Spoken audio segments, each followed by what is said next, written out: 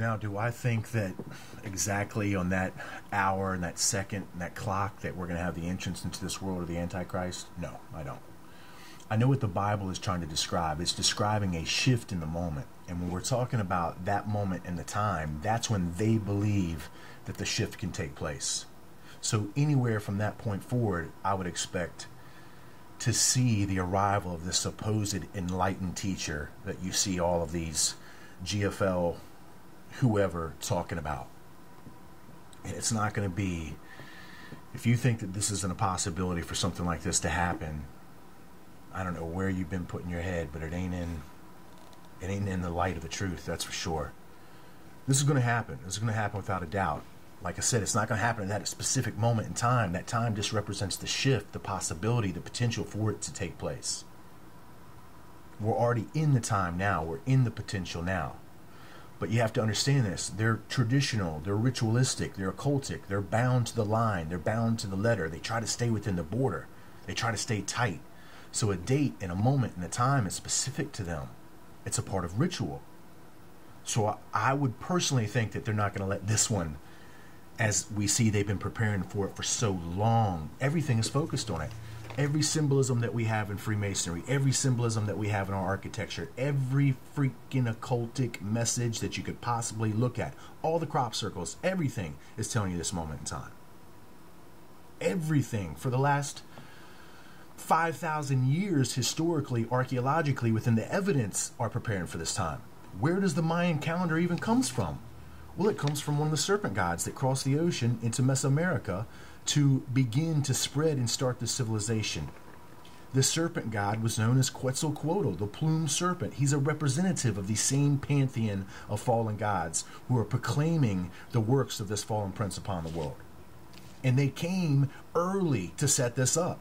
So if this calendar of a serpent god that is rumored to come from the lands of ancient Egypt, that is now gone by the name of Quetzalcoatl, that quite possibly had gone by the name of Thoth before, is coming to say that at this time in this calendar, that's when he's going to return. Even the calendar itself of the 13th Baktun count is a setup from Quetzalcoatl at 3014 BC when he arrived in Mesoamerica. So the serpent god, or his emissary, as he could be called at that time, an emissary of this soon-to-appear, thousands of years later's being, is describing that the calendar itself is setting the tone for the arrival of this serpent into the physical plane at the end of the 13th Baktun. But before we have the end of the 13th Baktun, we have to have this judgment. That's what the Bible says.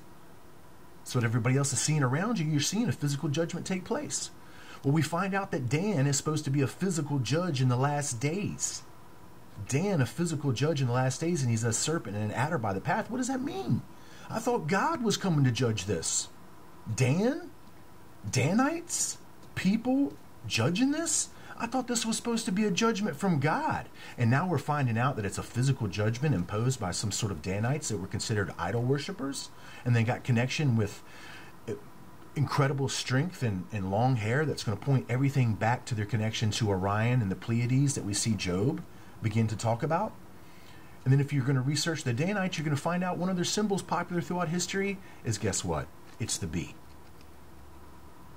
All of this begins to point to the same thing. All of this begins to point to the same timing, to the arrival of someone into this material plane. That's what the work's all about. That's what the symbol's all about. It says, as above, so too below. At the Ouroboros. Remember what we saw here with the Mayan Milky Way calendar. What did I tell you that was up there?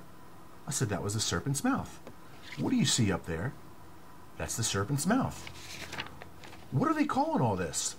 They're calling all this what? The cosmic womb? Well, what does the Bible say is going to happen at this time? Birth pangs. This is called the dark rift. What is a rift? A rift is something that divides, comes between.